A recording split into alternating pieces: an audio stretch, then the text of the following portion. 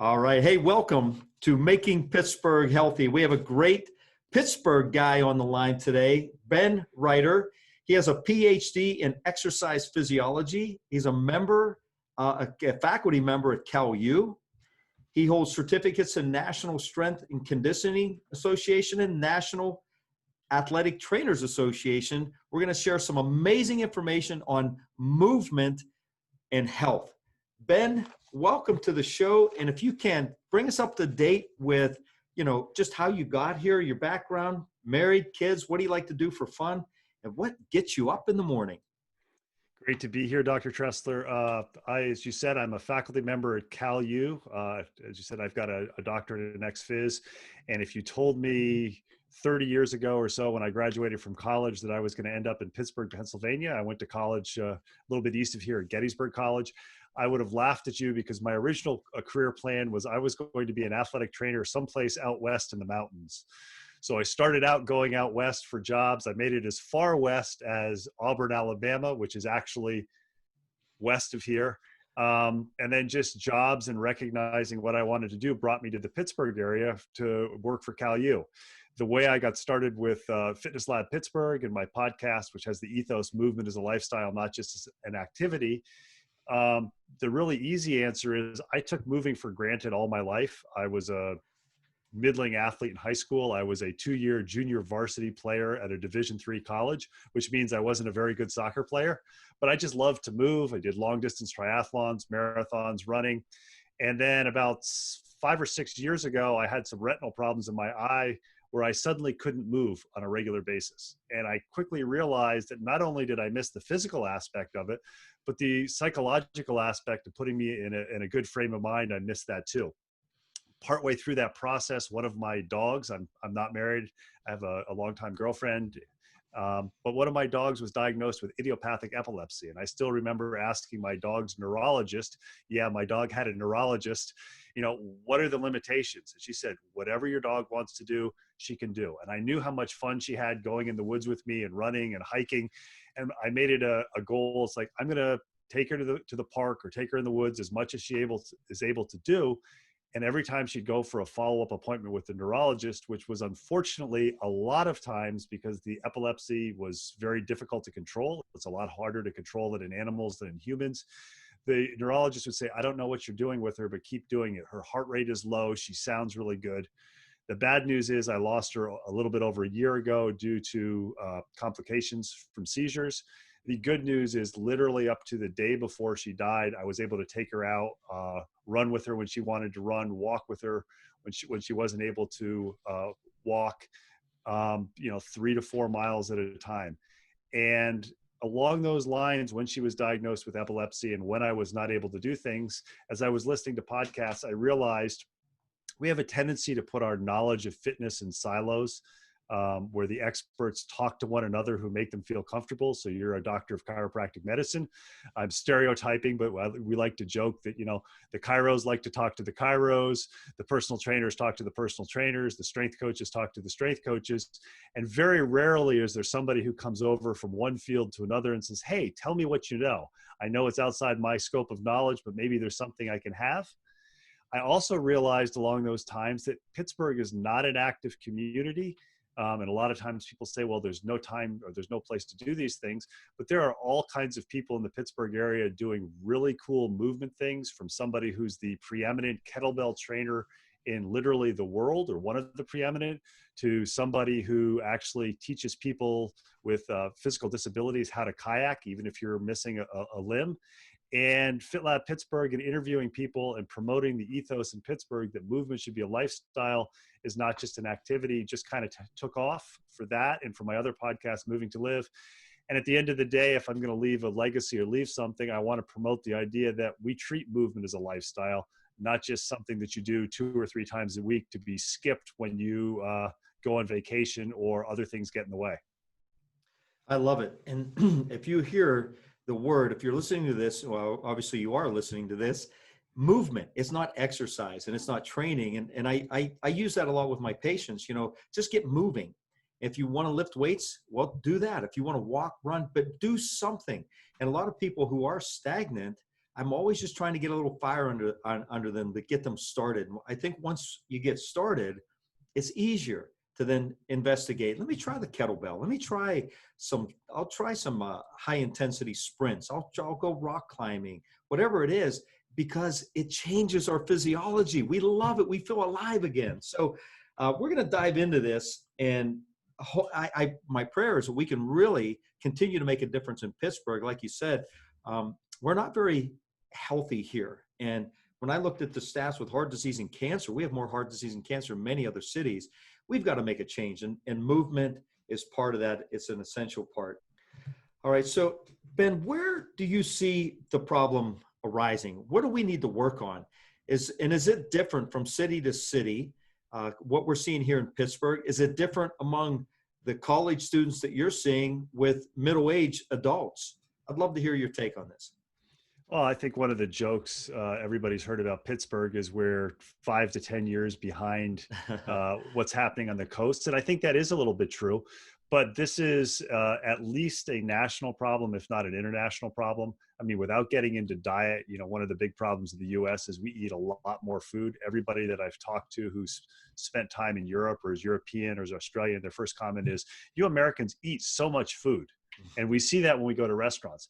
But the other thing that I see, I remember I was an undergrad, a physical education major, and I happened to major in the allied health track. Other people majored in the teaching track. And pretty much everybody at this small college who was in physical education, they played at least one sport, or if they didn't play a sport or they weren't very good like me, they played intramurals. Pick up basketball amongst the guys was very, very usual before you would go out to the parties and things like that. And one of the things I was amazed, my first job out of grad school teaching, was the number of students in the physical education department who didn't like to move. I mean, you don't have to be an athlete, somebody who goes out and walks long distances or walks with their dog or gardens or does something like that. I was just amazed at the number of people who didn't enjoy moving. And this was almost 20 years ago. So I think just across the board, if I'm remembering my statistics right, about 25% of Americans don't do any sort of physical activity. And if you put in the American College of Sports Medicine recommendations of 3 to 5 times a week with aerobic exercise, 2 to 3 times of resistance training, I mean, very few people are meeting those requirements. So I think the big problem is it's a mindset. Everybody wants their kid or kids to play sports. Not everybody wants to play sports. Not everybody wants to be on a team. And a lot of times with kids is if you're not very good, if you're kind of uncoordinated or you don't have the competitive spirit, you might not make the team as young as 7 or 8 years old. So it's like, well, I can't be on the soccer team or I can't be on the rugby team. So what am I going to do? And part of that is the problem with youth sports of the over-specialization.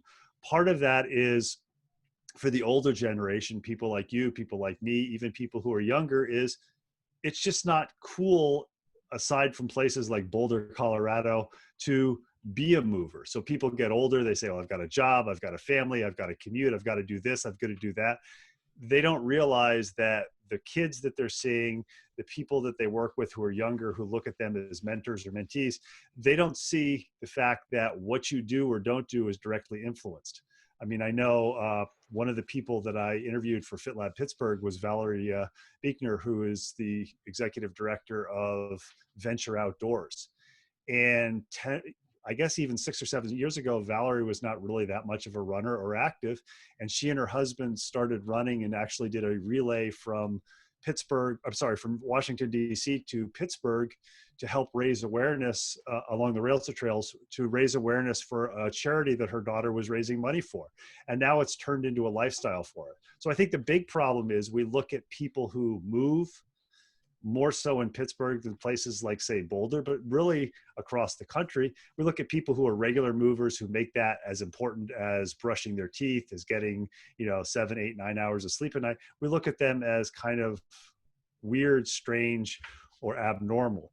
And I think the big reason to make movement a priority in your life, I mean, along with various other things, but the big reason is how many people or how many patients do you have who are elderly? And elderly is literally a state of mind, not just an age. My dad's 85 or 86 and he still rides his bike, he still walks. But you want to be able to do what you can do when you want to do it up until the day you die. And I think the perfect cap for this little segment of the interview is when I taught a health class in Florida to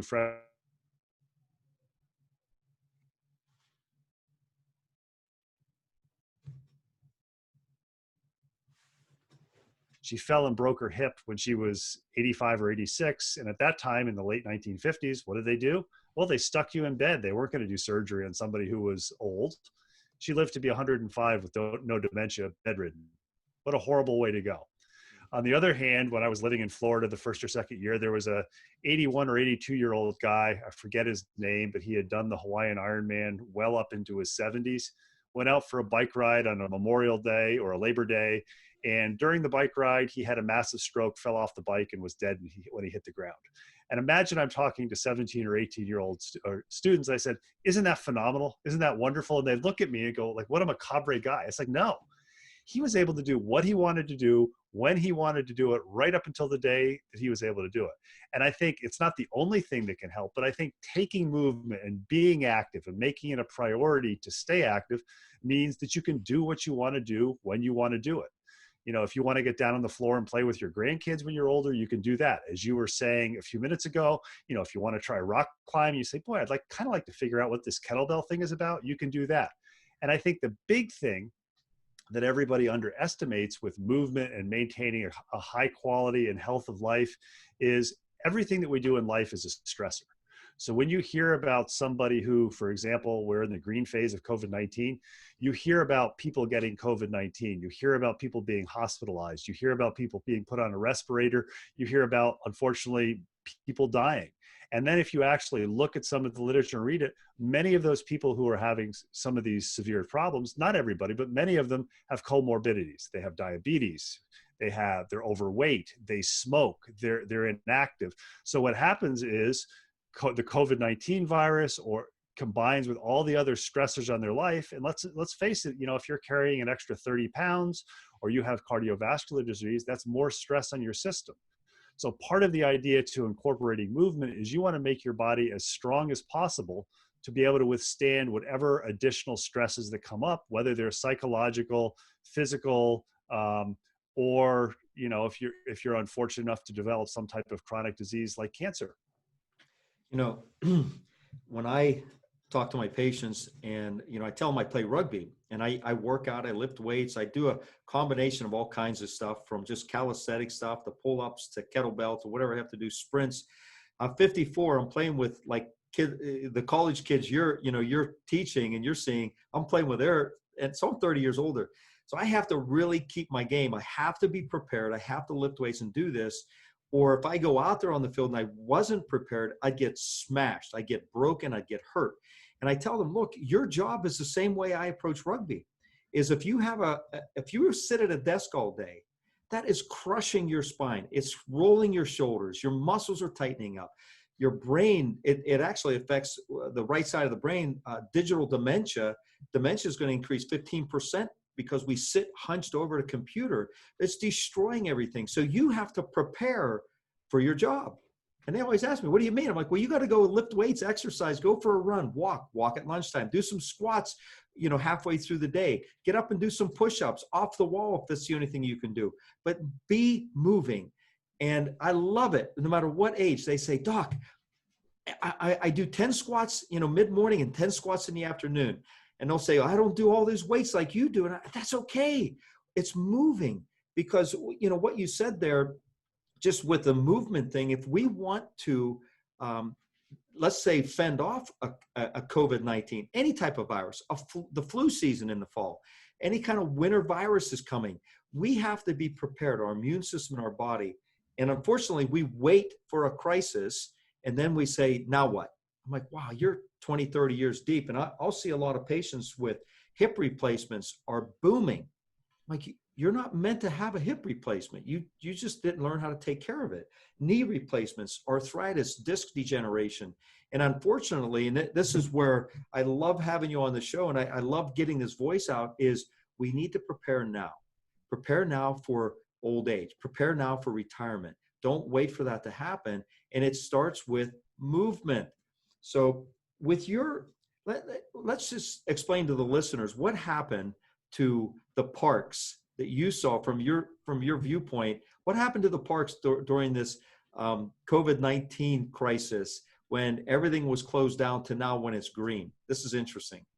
Yeah, this is. I should preface this by saying I am an outdoor exerciser by choice, and I think that's important when we talk about movement. You need to find out what you enjoy. For example, in your case, I would imagine the lifting the weights, the kettlebells, the other things you do because you want to get out on the rugby field. That's what gives you the joy. It's like that's a lot of fun. Right. For me, for some people, it's going to the spin class or it's going to the row class or whatever it is. For me, it's going outside. So I have kettlebells and things spread around my house so I can do the adjunct things so I can get outside.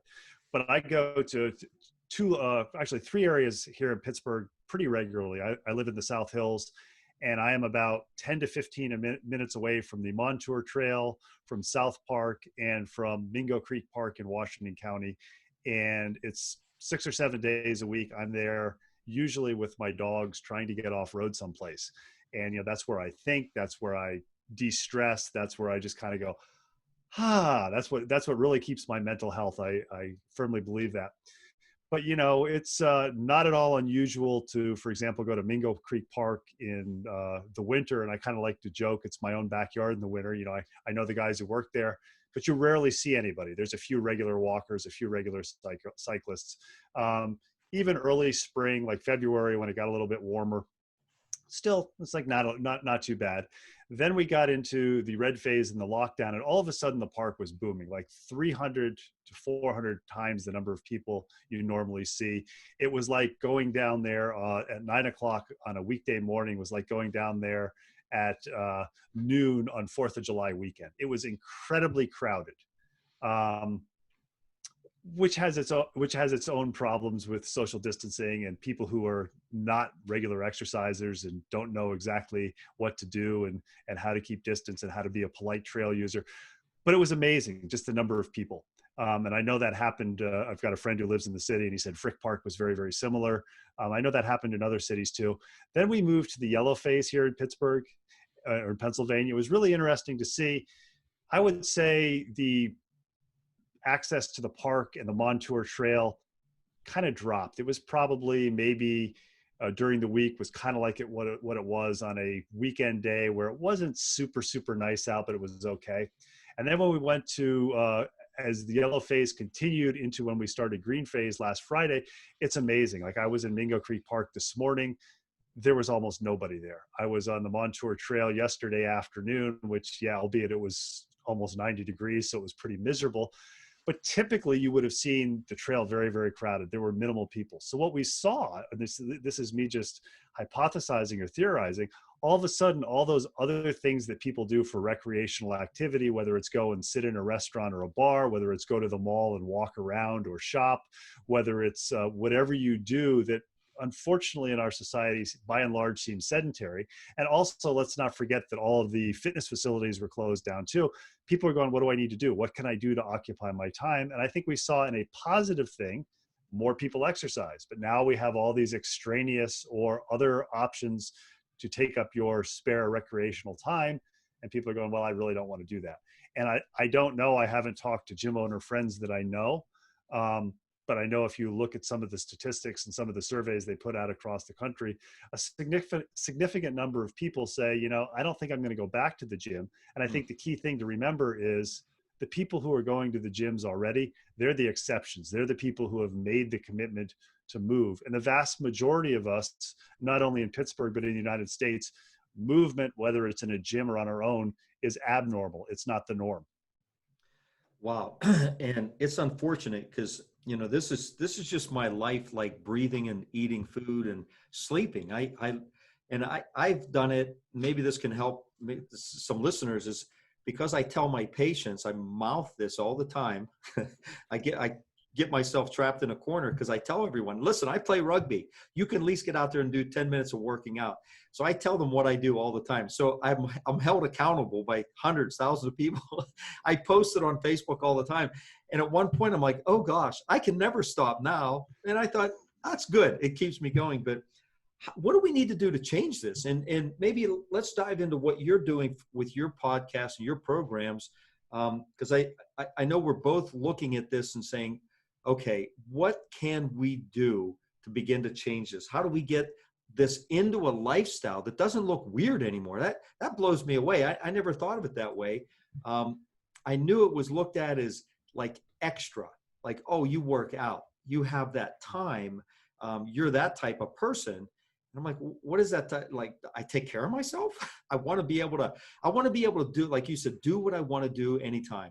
And it was pretty neat. This is just one analogy. Is I was laying down on my back on my, I have a farm, so I was fixing my tractor and I was on my back. Well, I slid out of the tractor and I sat right up using my abs, and I stood up without grabbing onto something and lifting up. And I thought, whoa, that's pretty cool. I still have abs. And that's just one aspect, climbing stairs, doing this stuff. So what do you think we need to do to change this? And, what are you doing? Maybe if they can learn more from your movement and your podcast, that we can begin to continue to make a difference here. Yeah, I think there's a couple things. First of all, it really has to be, people like you and me just preaching it and saying, look, this is normal. And I know I mentioned a few minutes ago that one of the things that kind of made me realize movement is a lifestyle, not just an activity, is I had some retinal issues, where anybody who's had retinal issues, sometimes you can't move because you're held in a certain position while the retina heals. And I was fortunate enough that my retinal surgeon, Dr. Terry Verstraeten here in Pittsburgh, is a cyclist. So he knew I was a cyclist. He knew I was a runner. And this was something where it was 9 surgeries and 15 procedures over 3 or so years. It was an ongoing problem with new problems cropping up. And we would get to a point where I'd say, can I ride my bike? And he'd say, well, you can walk, you can ride your road bike on the trail, rails to trails, but I don't want you mountain biking and I don't want you running. So he understood how important movement was. So I think it's just, part of it is just, being the preacher of it as you are with your patients, as we do with FitLab Pittsburgh. So people say, oh, I kind of want to move, but I don't know what to do. That's part of it. Part of it is just realizing, that you are a role model for people. How often do people say, hey, let's get together and get a glass of wine, or let's meet for coffee. Mm-hmm.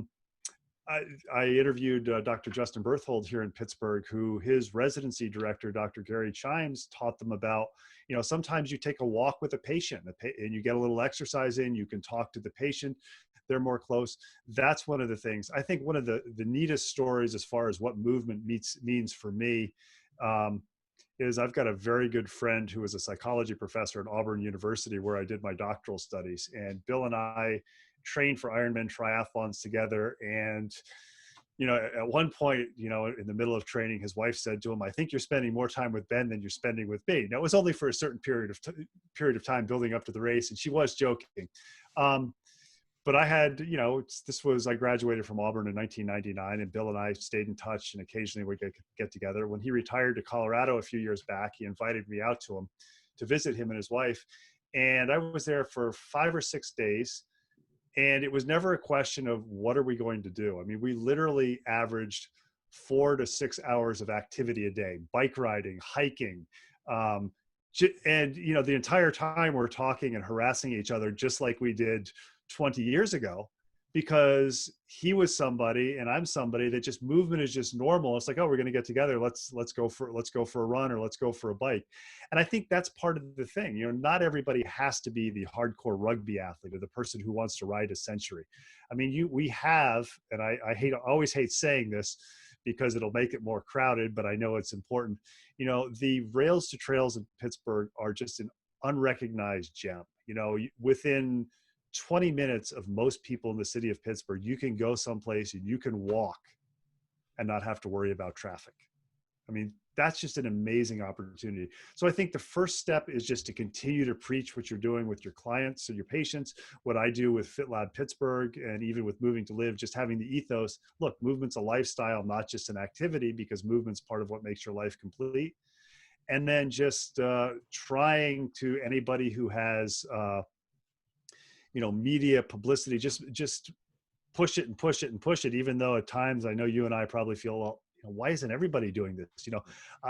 I go out for a run, or I play a rugby match, or I spend 20 minutes swinging the kettlebell, and wow, I feel better. I interviewed another gentleman for my podcast. Again, this is kind of shows how movement has been a lifestyle in my life.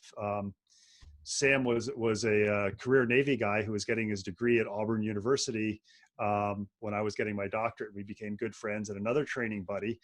And he now is a commander in the Navy. And he said, a lot of times his XO and him will go for a run in the morning, and they'll talk about problems and things that are happening. He said, this is our staff meeting. This is our, the two executive officer staff meeting. And I'm probably using the wrong terminology for the military, so I apologize, Sam. But, they run, they get their workout in, they talk. He said, it's rare when we finish a run and we haven't come up with an idea on how to solve a problem. I just think the movement, as you alluded to, the mental aspect, the physical aspect. One final thing of just how this is so important and really ingrained in my life is a good gentleman, my first job out of grad school, really is my mentor. I'm still in contact with him today. I owe him and his wife a debt of gratitude. But when I went to my doctoral studies, he told my major professor, he said, look, if Ben's ever an ass to deal with, tell him to go out and ride his bike or run, because he's always easier to deal with. And it really is. I can never go for a bike ride, go for a walk, take my dogs to the park. You mentioned you grew up on a farm. I've used COVID-19 to build some mountain bike trails. I've never felt worse psychologically after exercising than I did before. And actually, let me correct that. Don't call it exercise, after moving. Yeah, I hear all the time, where somebody will say, hey, let's go get a beer, like you said, with coffee or something. And that's all the time. Let's go grab a beer. So we're going to go sit, drink a bunch of beer and eat bad food, do nothing for our health. We just have to make these subtle changes and say, hey, before we go for a beer, go for a walk, do something different. We have a trail right behind our office in Murraysville, and the same thing. We saw it packed a couple months ago, and then it got less and less and less. And I went out there. I'll go out at lunchtime sometime, not so much to exercise, but just to walk and clear my mind. And it does. It clears your mind. It gives you some new thoughts. It gets you ready for the day. It's a great way to kind of like when you go into your computer and you need to reboot. You reboot it, clean it up, and fresh start. When I was in chiropractic school, I remember studying for finals or boards, and it would be days and days, and I would sit and study for hours at a time. And I remember looking at a book, reading the same sentence for 3 or 4 times. I didn't even know what I was looking at anymore. And I'm like, okay, time for a run. I put on my running shoes, go run 20, 30 minutes, come in, relax, and then boom, I'd come back at it. So I hope that as we're listening to this, and as Pittsburgh, my goal is to make Pittsburgh the #1 healthiest city. We have a long way to go.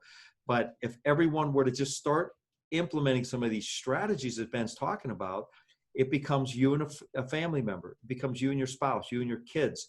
And I'll tell you this, I have 5 kids, and my kids have always seen my wife and I out exercising. They've always seen me play rugby. I brought them to the rugby games, and they would see, wow, Dad's the oldest guy out here, and he can still run like them. And so they see what I do at home is becoming part of lifestyle, and I'm still healthy. So it starts to become a way of life, because who wants to feel bad? Who wants to feel sick and broken? And it just becomes natural for this to happen. So let's so we kind of pull this together. Why don't you tell the listeners about your podcast, your Moving to Live, and what you're doing with the Pittsburgh podcast, how this is making a difference, and maybe they can what they're going to learn by getting on your podcast as well. And folks, as you listen to this, tell people about these podcasts. I have guests on my line to promote them and make Pittsburgh more aware of these things. If we're not aware, we don't even have the knowledge. So once you start getting knowledge, share it. And it may take 20, 30 episodes of listening to finally sink in to say, you know what, I'm going to start going for a walk. So that's our goal. But tell us about what you're doing and how they can find more out about you and your movement. Sure. And I think you've hit a great point. I mean, one of the things that I think is great about podcasts is you don't have to listen to every single episode of somebody. we're in the middle of, we've had some protests here in Pittsburgh with the George Floyd murder, but I rarely listen to the Tim Ferriss podcast, for example. I subscribe to it and I say, yeah, I don't want to listen to that. He has George Raveling, the former University of Iowa basketball coach, on the most recent episode. And it's not my podcast, but if you want to hear somebody who's really lived through history, he actually owns the copy of Martin Luther King's "I Have a Dream" speech that Martin Luther King was using. And you'll have to listen to that podcast to hear how he acquired it. He was actually at the march as a security person. But what I have with my two podcasts, Moving to Live, is, I can say it's international. I interview different people in the movement field, everything from chiropractors, physicians, sleep researchers, physical therapists, anybody who's involved in movement. And my whole idea with that is to show people who are professionals and amateur aficionados literally across the world that, look, there are some good sources of information. There are some people who are doing things that maybe you hadn't even thought of. One of the people I interviewed about a year ago is a veterinarian who offers first aid courses and training for wilderness dogs, for when you go in the wilderness. I interviewed another lady where her business is she trains people how to train their dogs physically, just like you and I are talking about with humans. Well, you've got working dogs, you've got sporting dogs, you've got pets. She develops training programs for people to implement with them. Here in Pittsburgh, we have Fitness Lab Pittsburgh, or FitLabPGH. The name lab is kind of, you'll notice the logo is a Labrador, because I have two Labradors, and all my good thoughts seem to come when I'm out running or hiking with them. But what we do is most weeks we release a 30 to 60 minute podcast with somebody in the Pittsburgh area who's doing something related to movement. We've been doing this since late 2016. There's over 150 different episodes.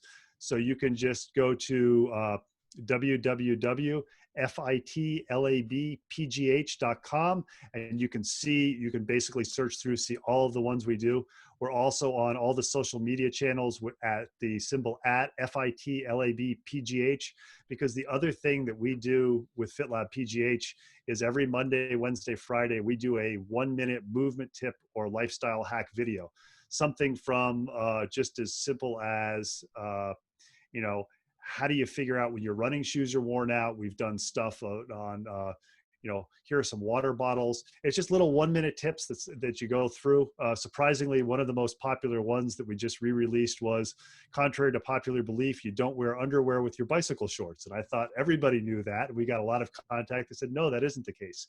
The other pitch for the Movement Tip Lifestyle Hack videos, which you can find on our website and also on Instagram, Facebook, is most of them take place when I'm running or walking with my dogs in the park. So if you want to see really cool looking Labradors doing funny things while I'm talking about something related to movement, that's there.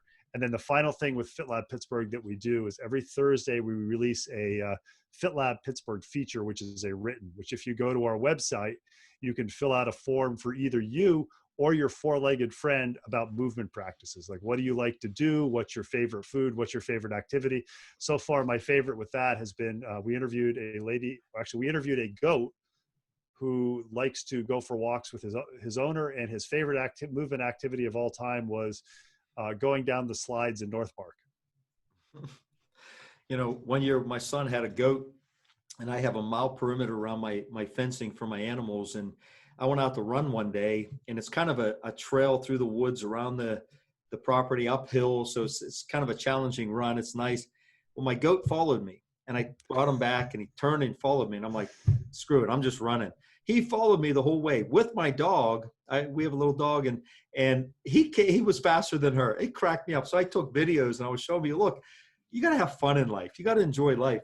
You know what's interesting too, when you talk about, you get your best ideas, and if you're a business person, if you any position, we all want to have creative ideas to add to our family, to add to our work, to business. I'm always diving in, reading, listening. That's why I listen to these podcasts. I want to learn more.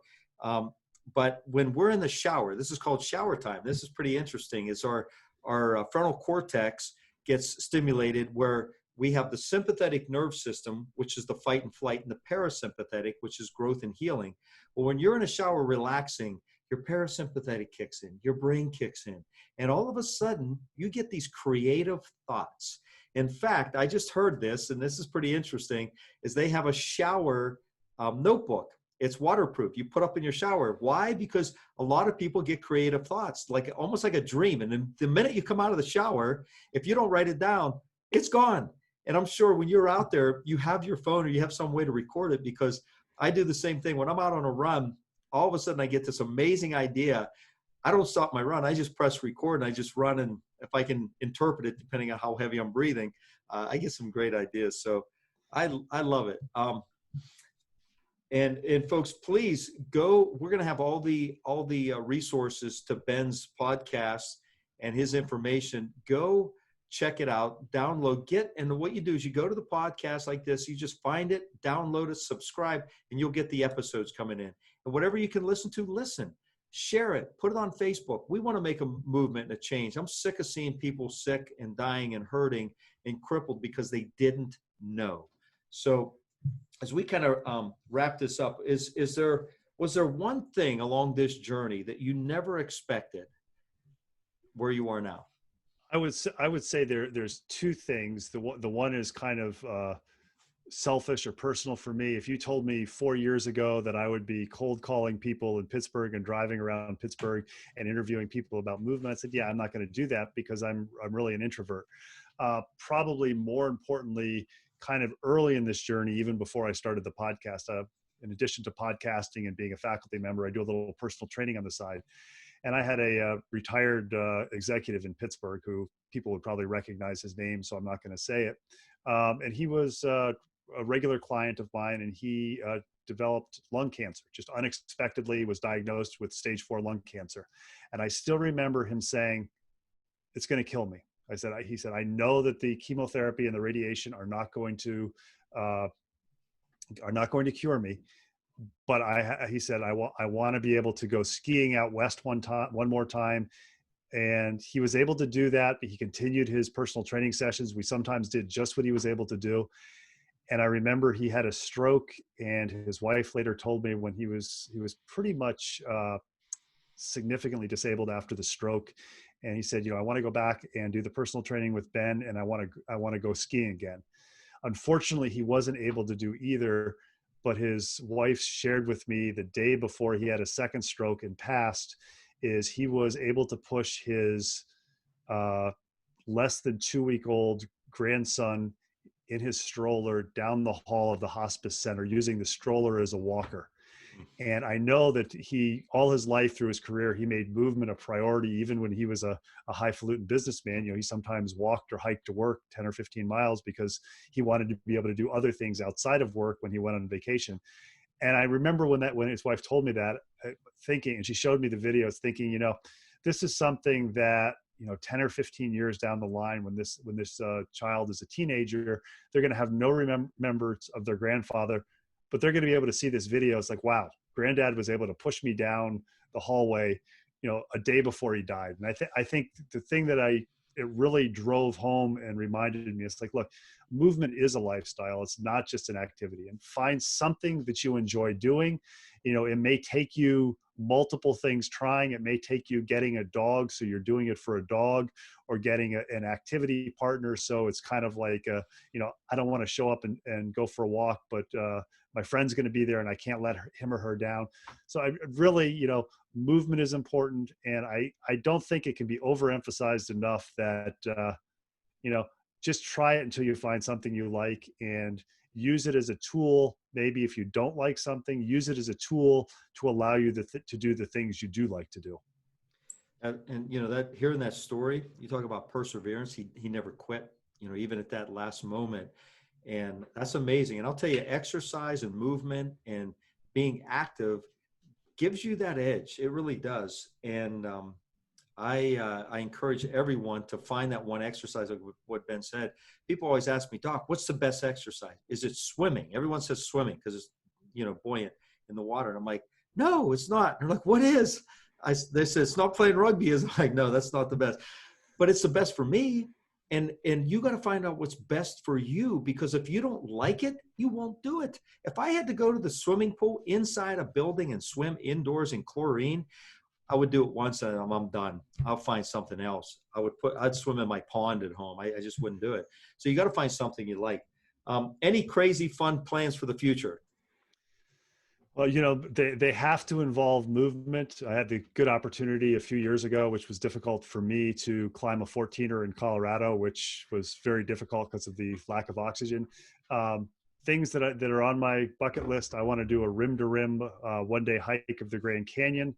At Wow. some point, I'm finally going to allow myself 3 or 4 days to ride from Pittsburgh to DC.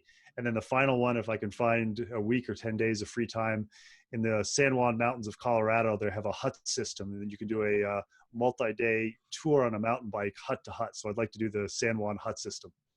See, when people listen to this, unless they're into fitness and movement, they are saying, this guy's crazy. Why does he want to do this and spend his, because they're thinking, I want to go to the beach and have a margarita and not move.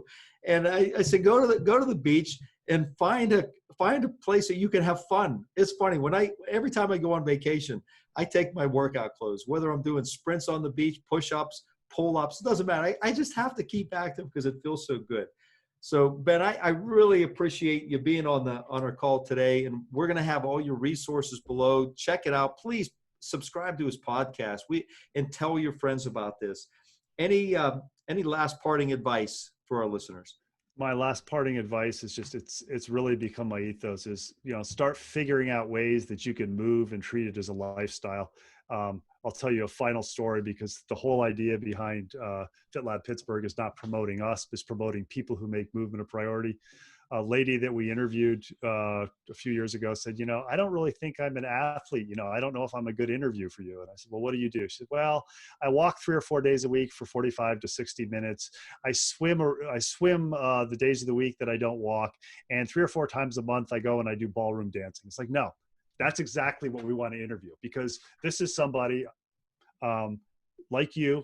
Even though I did triathlons, I don't like to swim anymore. I don't like the indoor aspect. Ballroom dancing to me would be the 7th level of hell. And I do walk, but I have to walk in the woods with my dog, so I call it hiking. But she's found things that she likes to do, that she likes to be active. So I just think I cannot overemphasize, not only for Pittsburgh, but anybody who's outside of Pittsburgh, is, you don't think about whether or not you're going to brush your teeth in the morning. Right. You don't think about whether or not you're going to go to bed. So try to figure out, if I can carve out 15 minutes of my day to do some sort of movement, you may find, boy, I really like this. I'd like to do more. And if you get to the end of 3 or 4 months and you realize that, 75 or 80% of the days I actually did that 15 minutes, then you've made a big achievement and a big change in your life. So, movement is a lifestyle. It's a lifetime of movement. And it's really just saying, what can I do to make movement a part of a priority of my life the majority of the days of my life?